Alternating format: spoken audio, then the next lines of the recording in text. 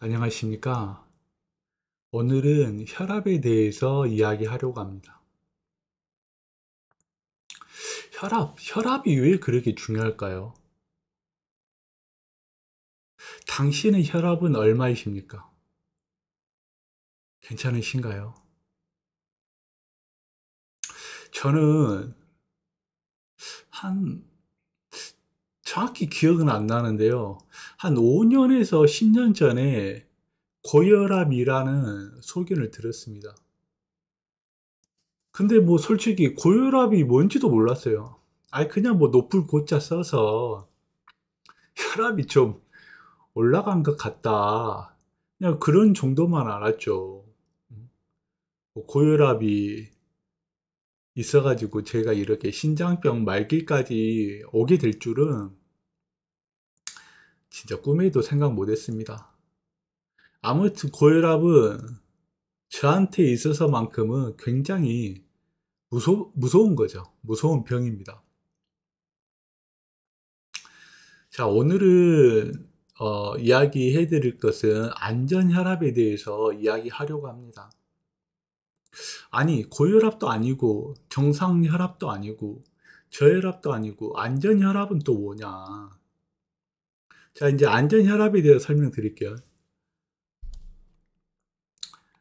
안전혈압이란 단순히 의학적 목표 수치, A를 가정을 했을 때 120에서 80 정도.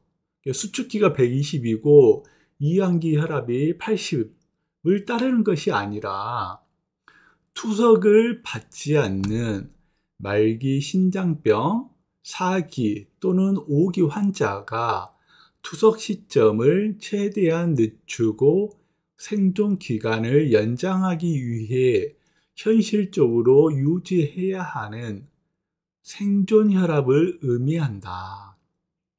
어떤 혈압이라고요? 힐링이나 웰빙이 아닙니다. 생존이에요, 생존.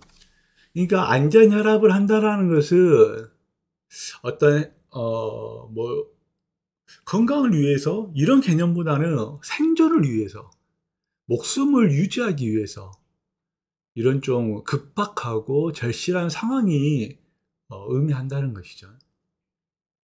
자, 이는 합병증 위험을 최소화하는 절대적인 안전선이자 실제적인 생존선이다.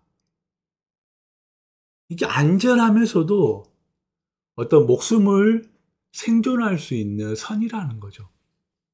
자, 이게 안전혈압의 정의입니다. 그래서 이 안전혈압, 어떻게 과연 생존할 수 있는가?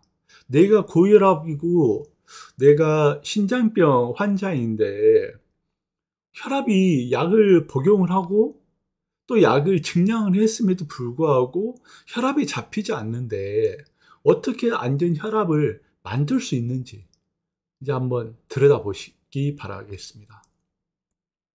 자, 혈압 잡는 법. 혈압을 잡는다. 그러니까 혈압을 잡는다는 것은 정상 혈압으로 맞춘다는 거죠. 혈압을 잡는 4대 원칙. 자, 첫 번째 식단 조절. 이건 누구나 아시겠죠? 어, 식단을 조절해야 된다. 항상 병원에 가면 그죠? 식단 잘 하고 계십니까? 식단 조절 잘 하셔야 됩니다. 그죠? 자, 신장병 환자에게는 어떤 식으로 식단을 조절해야 되냐? 저염식. 저염식이라는 것은 염분을 적게 먹는 걸 저염식이라고 합니다. 근데 그 기준이 있죠. 기준은 하루 나트륨 양을 2000mg 이하로 줄일 것 이러고 나옵니다. 그래서 2000mg이 얼마인지는 한번 검색하셔가지고 찾아보세요. 검색하셔가지고 이 의미를 모르시는 분들은 누구에게 물어보려 하지 마시고 이 원리를 이해를 해야 되니까 직접 한번 찾아보세요. 나트륨 2000mg은 무엇을 의미하는지. 그래서 아니 왜 다 가르쳐 주지 않지? 라고 생각하지 마시고 중요한 거구나. 내가 스스로 한번 이 정도는 공부해 봐야겠다 라고 생각하셔야 됩니다. 그래서 제가 무언가를 설명을 할 때 좀 무언가가 부족했을 경우에는 한 번씩 찾아보세요. 찾으면은 쉽게 나올 겁니다. 그래서 저염식은 하루 나트륨 양을 2000mg 이하로 조절한다. 자, 신장 환자에 맞는 적정 칼륨이나 인이나 단백질을 조절한다. 우리 안전식단에 설명을 드렸죠. 칼륨이나 인 단백질. 칼륨이나 인 단백질은 결국은 하루에 섭취할 수 있는 총 영양 성분을 뜻하는 겁니다. 그래서 신장학회에서 제시하는 일일 제한량을 표준으로 삼고 거기에서 한 마이너스 10% 정도를 먹는 게 안전식단의 어떤 원칙이라고 그때 설명을 해드렸던 것 같아요. 한번 찾아보시고요. 자, 그 다음 세 번째 줄. 가공식품 또는 국물, 젓갈류, 자극적 음식을 최소화한다 라고 나와 있는데, 안전혈압을 잡기 위해서는 뭐가 필요하냐면 가공식품을 먹지 않는다. 최소화하는 게 아닙니다. 먹지 않아야 돼. 자, 가공식품. 어떤 걸 가공하는 겁니다. 가공하는 거. 가공식품을 먹지 않는다. 자, 두 번째. 공정을 최소화한다. 자, 어떤 식품이 있어요. 근데 이 식품을 뭐 건조하고, 뭐 졸이고, 뭐 볶고, 튀기고, 이런 1차 공정, 2차 공정, 3차 공정, 이런 공정을 줄여야 돼요. 그러니까 공정을 할 때마다 조금씩 첨가물이 첨가하게 됩니다. 그리고 어떤 영양소도 변형이 되죠, 변형이.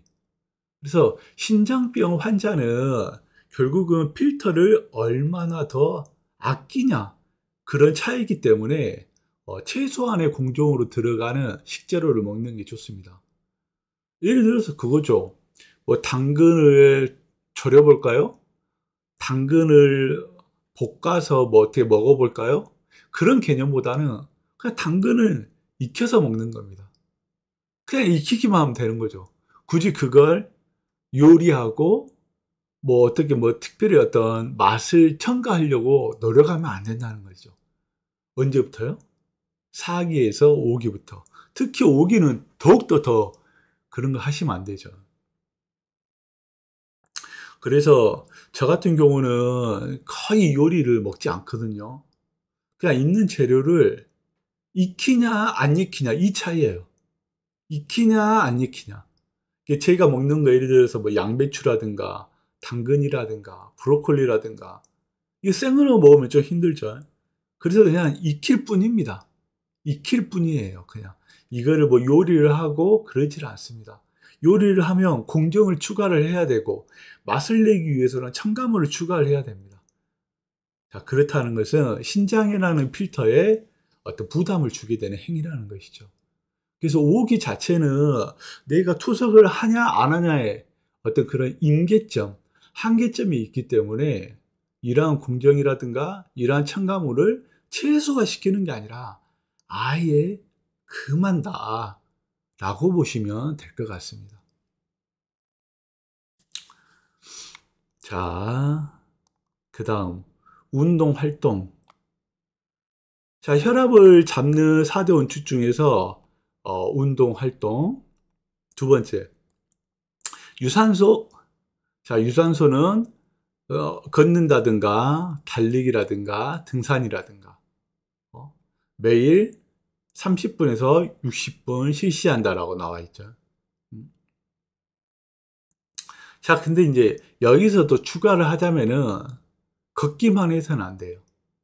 걷기만. 자, 만약에 걸으시는 분들은 숨이 차지 않는다. 그러면은 몸 자체가 좋은 방향으로 전환할 수 있는 확률이 줄어듭니다. 다시 말해서 숨이 어느 정도 차셔야 돼요. 숨이 찬다는 건 어떻습니까? 숨이 차면 사람이 죽어요, 살아요? 숨이 차면 죽죠. 어?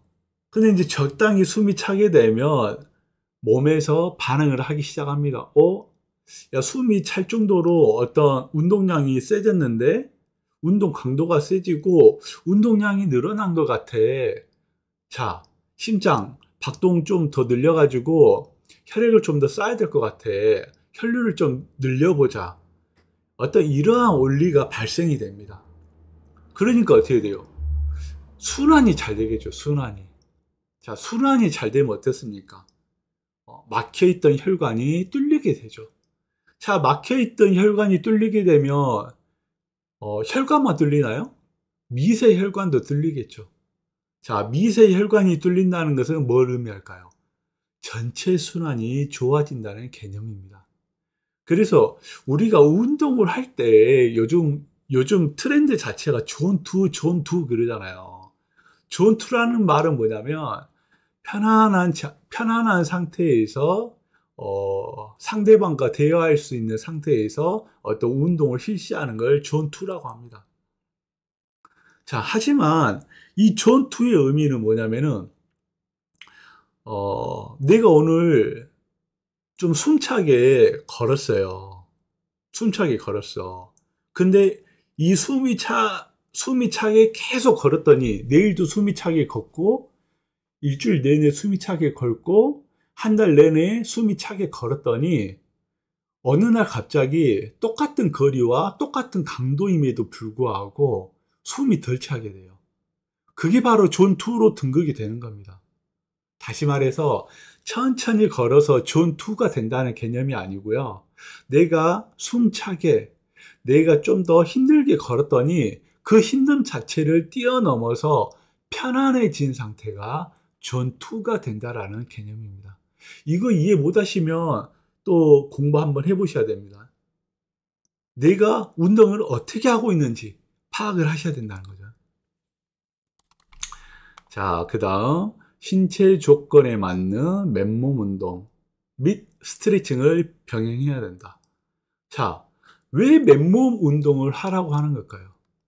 우리 신장병 환자가 먹고 싶다고 부족하다고 해서 삼겹살 한 근 먹을 수 있습니까?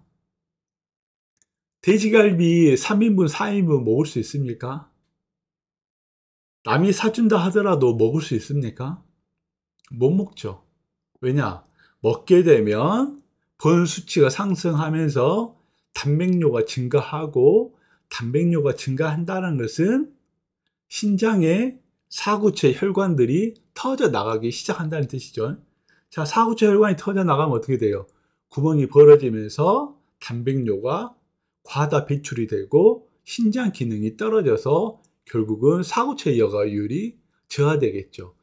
그래서 계속 저하되면서 결국은 콩팥이 멈추게 되는, 콩팥이 기능을 상실했다. 그래서 투석을 받지 않으면 목숨은 사라진다라고 표현할 수가 있겠습니다. 그래서 이 신장병 4기나 5기 환자들은 조건에 맞는 맨몸 운동을 하셔야 된다. 다시 말해서 증량을 늘릴 수가 없어요. 왜? 단백질 섭취 제한이 있잖아요.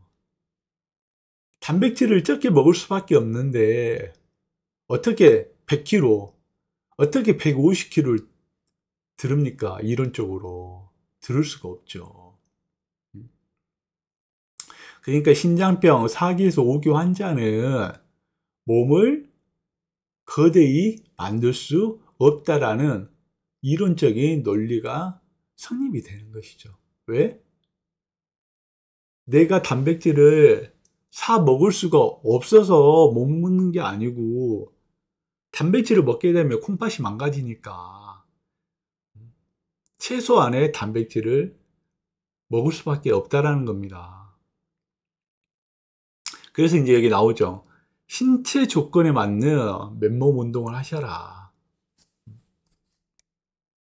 자, 세 번째, 약물 의료적 조절. 자, 병원에 가면은 담당하는 의사 선생님이 있습니다. 그래서 그 담당하는 의사 선생님을 통해서 혈압약을 처방받고 규칙적으로 복용을 하셔야 된다는 거죠. 왜 규칙적으로 복용해야 되는지 아시죠? 혈압이 튀면 안 돼요. 혈압을 조절하는 게 혈압약 아닙니까? 근데 어느 날 갑자기 아침에 먹었다가 저녁에 먹었다가 하루 건너뛰고 이틀에 한 번씩 먹었다가 그러면 안 된다는 뜻이죠. 자, 두 번째, 혈압약 감량 및 변경은 반드시 의료진과 협의한다. 의료진도 이걸 알아야 된다는 거죠. 그래서 혈압약을 감량 또는 증량을 할 때에는 의사 선생님께 타당한 이유를 제시를 하고 이제 합의하에 협의하에 혈압약 처방을 받으셔야 된다는 뜻입니다. 자, 필요시 이뇨제 및 심혈관약을 추가한다. 이건 어떤 병리적이라든가 약학적인 문제죠. 의사 선생님들이 진료를 보고 진단을 내린 다음에 이뇨제라든가 심혈관약을 추가하게 되는 경우도 있다라고 이제 설명드리는 겁니다. 자, 네 번째, 생활습관, 멘탈 관리. 멘탈이 뭡니까? 생각이에요, 생각. 자, 체중 조절을 한다. 체중 조절한다는 것은 어떤 의미일까요? 단순히 감량을 하는 걸 의미할까요? 뭘까요? 자, 단순히 감량을 의미하는 것보다 BMI를 유지한다. BMI가 뭐냐면은 체지방. 그러니까 내 몸에 지방을 쌓아가지고 체중을 유지할 것이냐, 아니면 지방은 어느 정도 빼면서 근육으로 체중을 유지할 것이냐, 이런 비율을 말하는 게 BMI입니다. 그래서 체중 조절할 때에는 인바디를 체크하셔가지고 적정 BMI가 내 몸에 유지되고 있는지 확인하셔야 된다는 거죠. 자, 그 다음 스트레스 최소화. 이건 그냥 누구나 아시겠죠. 화가 나면 어떻습니까? 혈압이 당연히 올라가죠. 혈압이 올라가면 어떻게 돼요? 뒷목 또는 관자놀이가 지끈지끈 되죠. 혈압이 올라가서 근육이 경직되니까 그 근육된 경직이 굳어지면서 어떻게 돼요? 혈관을 압박하게 되죠. 혈관을 압박하니까 혈관이 수축이 되겠죠. 혈관이 수축이 되면서 혈액 순환이 안 되니까 혈압을 더 세게 넣어주는, 그래서 고혈압 증상이 올라가는 그런 원리가 되겠죠. 자, 그 다음에 카페인, 흡연, 음주를 금지한다. 가급적이면 커피도 끊으셔야죠. 저 같은 경우는 거의 먹지 않습니다. 자, 흡연, 음주, 이건 설명할 게 있나요? 그냥 독입니다, 독. 그냥 담배 피우고 술 마시는 것 자체, 와인이 좋다 해서 하루에 한 잔? 오기는 안 된다니까, 오기는. 사기 오기는 담배고 술이고 드시면 안 됩니다. 이거 왜 안 먹어야 되는지 이유는 설명 안 할게요. 그냥 독이에요, 독. 그냥. 이 자체는 진짜 그냥 금지입니다. 그냥 금지. 자, 생활 습관에서 제일 중요한 건 뭐냐면 매일 혈압을 기록한다. 자, 자기 모니터링 한다. 자, 병원에서 가서 혈압 재는 것뿐만이 아니라 본인 스스로 혈압을 체크를 해야 된다는 거죠. 최소 2번은 해야 돼요. 최소 2번은. 하지만은 서너 번 하는 게 더 정밀하죠. 정교하고. 자, 이것들이 혈압을 잡는 4대 원칙이라는 거죠. 첫 번째는 식단 조절, 두 번째는 운동, 세 번째는 약물, 네 번째는 생활 습관 또는 스트레스 조절. 자, 여기까지는 누구나 병원이라든가 어떤 건강 채널에서 설명하는 것들입니다. 자, 하지만 안전 혈압을 하기 위해서는 어떻게 하는지, 어떻게 지금 필자는 혈압을 잡았는지 설명해 드릴게요. 혈압 잡는 법. 자, 제가 실천한 핵심 전략이 있습니다. 자, 목표는 뭐냐면은 고혈압. 제가 이제 고혈압이 있었죠. 고혈압이 뭐 많게는 150에서 100, 140에서 90 이렇게 이제 고혈압이 생겼습니다. 이 혈압이 높으면 어떻게 돼요? 신장에 펌프질을 엄청나게 하게 되겠죠. 콩팥에 펌프질을 엄청나게 하니까 어떻게 돼요? 단백뇨가 많이 나가게 되겠죠. 왜냐하면 물줄기가 세지니까요. 물줄기가 약해져야지 단백뇨가 줄어드는 겁니다.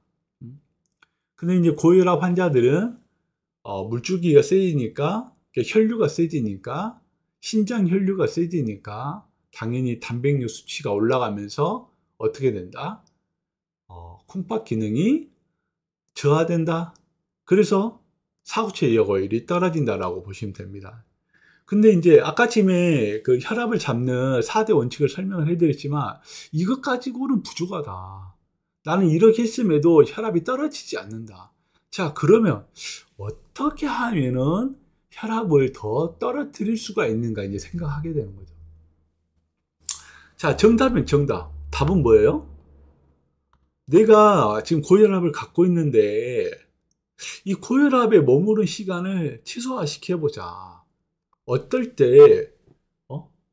어떨 때 고혈압인가 알아보는 겁니다. 그러니까 이제 혈압을 수시로 쟀어요, 수시로. 아침, 저녁으로 재는 게 아니라 아침에 일어나서 재보고, 운동 갔다 와서도 재보고, 사우나 하기 전에도 재보고, 사우나 후에도 재보고, 점심 때도 재보고, 오후에도 재보고, 그냥 생각나면 재보고, 저녁에 밥 먹기 전에 재보고, 저녁 밥 먹고 난 다음에 재보고, 자기 전에 재보고, 뭐 화가 났을 때도 재보고, 기분 좋을 때도 재보고, 계속 쟀습니다. 계속 재. 그래서 내가 어떤 시간, 어떤 시간대, 어떤 환경에 있을 때 혈압이 높은지 분석을 해야죠. 저 같은 경우는 분석을 했어요, 그걸. 이렇게 대체적으로 저 같은 경우에는 아침에 기상 직후할 때 혈압이 팍 올라가더라고요. 아침에. 아침에 기상 직후하면 기본적으로 한 막 140에 막 90몇, 그렇게 올라오더라고요. 심할 때는 뭐 148에 막 97, 거의 150에 100 가까이 올라가 버리죠. 근데 이제 낮에 정도 되면은 130에 80 몇 이렇게 좀 떨어지고 운동을 하게 되면 또 130에 80 몇 떨어지고 또 이제 사우나를 하게 되면 120에 뭐 70 몇 이런 식으로 떨어지고 그러니까 혈압이 어쩔 때 오르고 어쩔 때 혈압이 떨어지는지 자기 혈압이니까 자기가 분석을 해야 돼요. 그래서 그 분석을 하게 되면 제가 이제 설명드렸잖아요. 뭐라고요? 고혈압 구간에 머무는 시간을 최소화한다. 예를 들어서 내가 방금 기상 직후에 혈압이 제일 많이 오르더라. 그러면은 기상 직후에 혈압을 떨치게 하려면 어떻게 해야 될까요? 바로 잠 자기 전에 혈압약을 복용하는 방법일 수도 있겠죠. 아시겠죠? 저는 그러겠습니다. 저는 내가 낮에는 좀 괜찮고 저녁 자기 전에 졸리기 전에 혈압을 재봤더니 제일 높은 고혈압은 기상 직후였고 그 다음 높았던 때가 점심때였고 제일 낮았던 때가 잠들기 전이구나 라는 걸 파악을 했습니다. 자, 그러면은 저녁에 혈압약을 먹든지 아니면 새벽에 먹든지 해야 될 거 아닙니까? 혈압약을. 그래야지 이제 기상 시간에 혈압약이 중폭이 돼서 혈압이 조금 더 안정화시킬 수 있는 확률이 늘어나겠죠. 자, 그래서 제가 기상 직후에 가까운 시간대가 새벽이잖아요. 그래서 새벽에 먹어봤어요. 새벽에 먹었더니 기상 직후 혈압이 조금은 더 떨어지더라고요. 근데 단점은 뭐였냐면 새벽에 혈압약을 챙겨 먹으려고 하다 보니까 어, 약을 복용하고 난 다음에 잠이 잘 안 들더라고요. 그래서 이제 아침 혈압 때문에 새벽에 약 먹는 방법은 좋았지만 내가 불면증에 걸린다면 그것 또한 혈압을 올리는 어떤 이유잖아요. 그래서 혈압을 자기 전에 먹었습니다. 자기 전에. 자기 전에 먹으니까 기상 직후 혈압이 어느 정도는 떨어지더라고요. 음. 그래서 이제 이런 방법을 쓰는 겁니다. 고혈압에 있는 구간.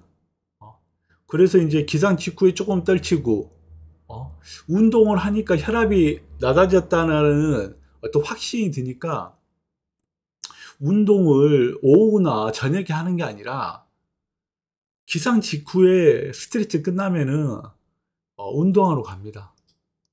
달리기 하러 가는 거죠. 달리기. 달리기를 어떻게 해요? 숨차게 하죠. 숨차게. 예, 달리기를 제가 이제 해봤어요. 달리기를 했는데 처음에는 제가 걷지도 못했죠. 힘들어가지고.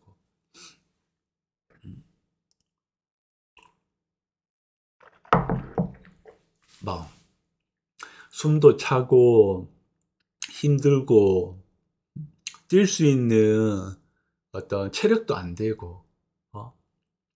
그래서 이제 처음엔 걸었죠.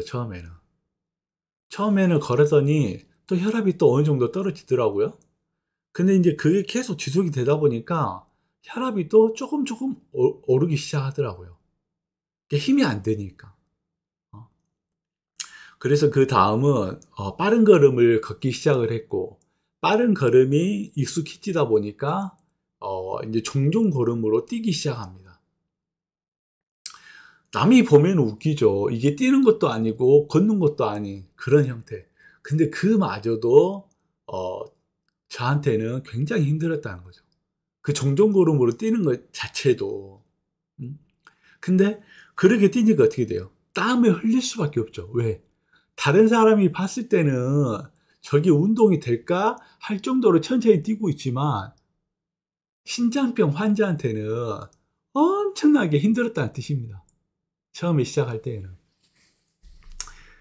그래서 아주 낮은 속도로 뛰었음에도 불구하고 뛰고 나면 식은땀이 흥건히 젖게 되죠. 땀으로 배출하게 되는 겁니다. 수분을. 땀으로. 그게 힘들게 뛰는 겁니다. 다른 사람이 보면 아주 느린 속도로 뛰고 있는 것 같아도 환자 본인한테는 어때요? 필사적으로 뛰고 있는 거예요. 필사적으로. 식은땀이 막 나요. 식은땀이. 필사적으로 뛰니까. 필사적으로 뛰니까 어떻게 돼요? 숨이 막 가쁘죠. 숨이. 천천히 뛸에도 불구하고. 숨이 가쁘다는 말은 뭐예요? 몸에서. 야, 이거 엄청나게 일하고 있는데? 야, 엄청나게 지금 이 아이 운동하고 있다. 야, 혈액 좀 싸줘라. 혈액 좀 싸줘. 순환 좀 시켜. 이렇게 반응한다는 거죠, 몸은. 남들이 봤을 때 운동을 너무 느린 속도로 뛰고 있는 것처럼 보여도 환자 입장에서는 필사적으로 뛰고 있는 거라고요. 최대치로, 한계치로. 그렇게 한계치로 뛰다 보니까 혈압이 내려가더라고요. 혈압이 내려간다는 건 뭡니까? 여기서 방금 설명드렸던 고혈압 구간에 머무는 시간을 없애준다? 왜? 내가 운동을 하지 않으면은 고혈압인 상태가 지속이 되는데 운동을 할 때만큼 어떻게 돼요? 혈압이 내려간다. 심박수가 커져가지고 운동 때문에 혈압이 올라가는 그런 뜻이 아니고요. 운동이 끝나고 10분, 20분 지나면은 고혈압으로 돌아가야 되는데 고혈압에서 약 한 10에서 20% 떨어진 상태로 유지가 된다는 것이죠. 제일 처음부터는 안 되더라도 꾸준히 해보세요. 한 달, 두 달. 그럼 어느 순간에 혈압이 떨어지기 시작합니다. 어느 순간에 갑자기 그 시기가 와요. 신기하게도. 혈압이 떨어지면 어떻게 느끼냐면요. 같은 약을 복용했음에도 불구하고 저혈압을 경험하게 됩니다. 어지럽다는 뜻이죠. 왜? 혈압이 잡히니까.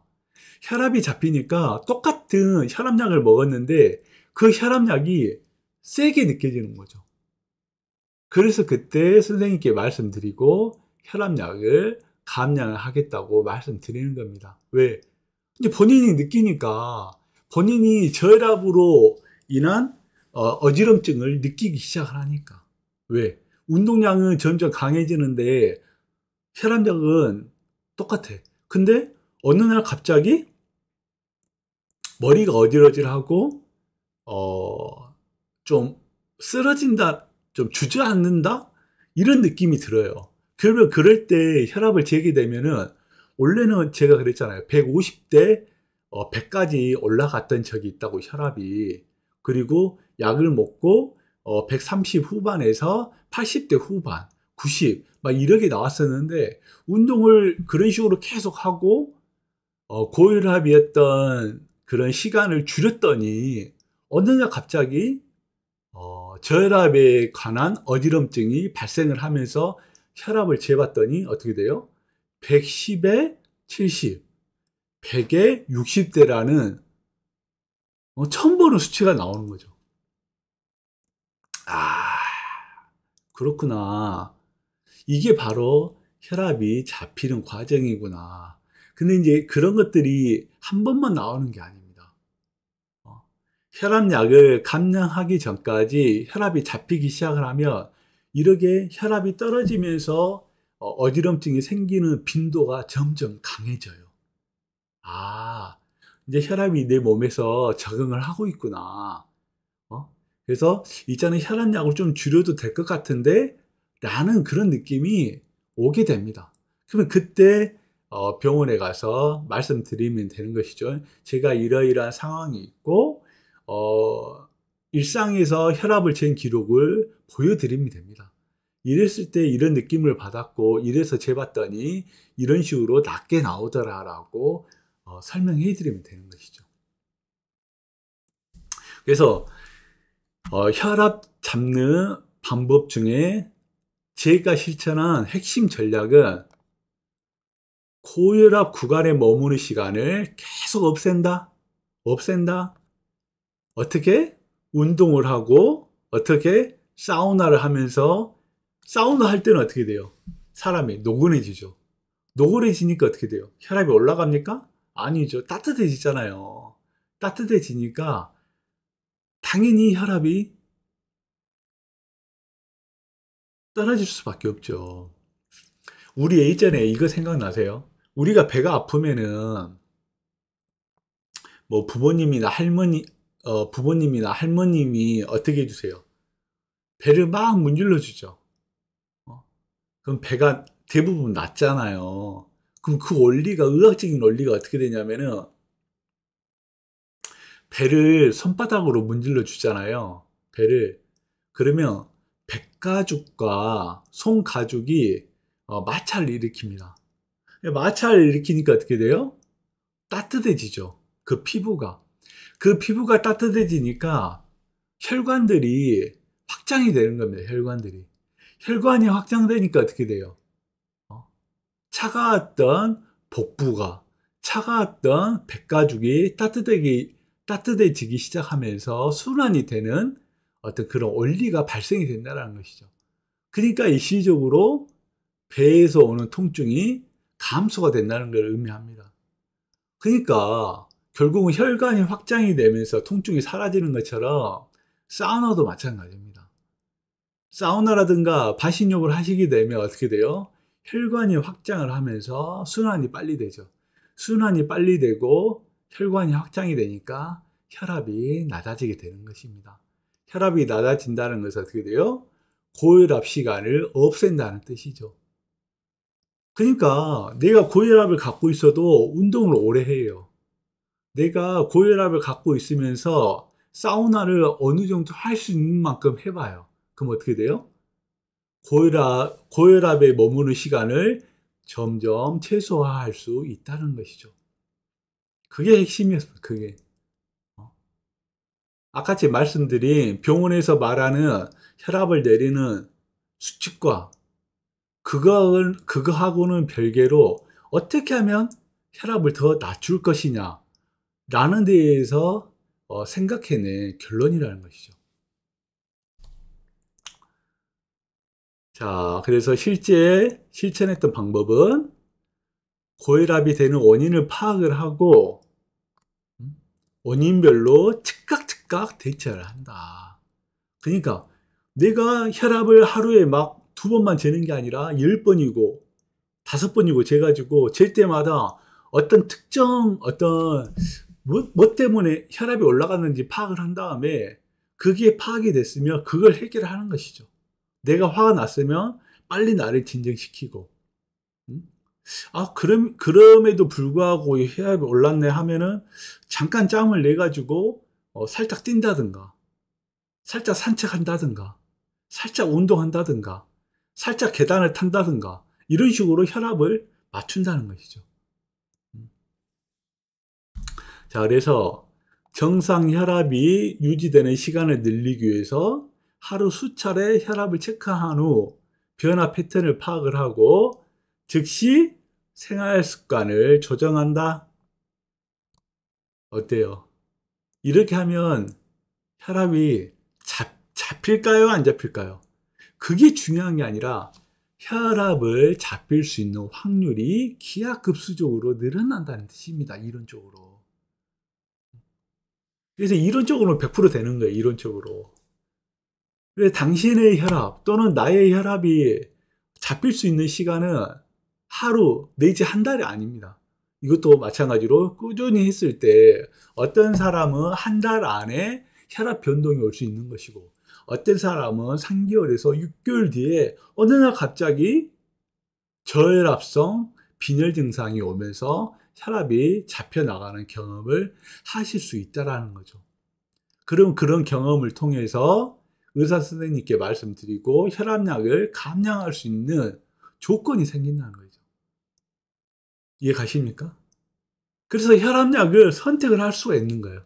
어떻게? 자기가 어떻게 대처하느냐에 따라서. 그게 바로 안전혈압이 되는 겁니다.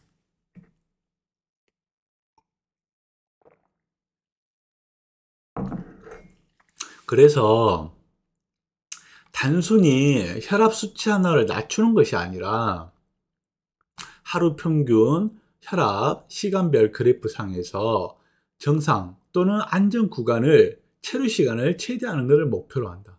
그러니까 고혈압 시간을 최소화시키고 안전 혈압 구간을 최대화하는 것을 목표로 세워야 된다. 그리고 이러한 모든 루틴을 반복해야 한다. 재밌죠? 원리를 알면은 굉장히 쉬운 겁니다. 근데 원리를 알지 못하고 이 약 먹으세요. 이 약 드세요. 운동하세요. 운동 몇 분 하세요. 그러면 오래 못 한다는 것이죠.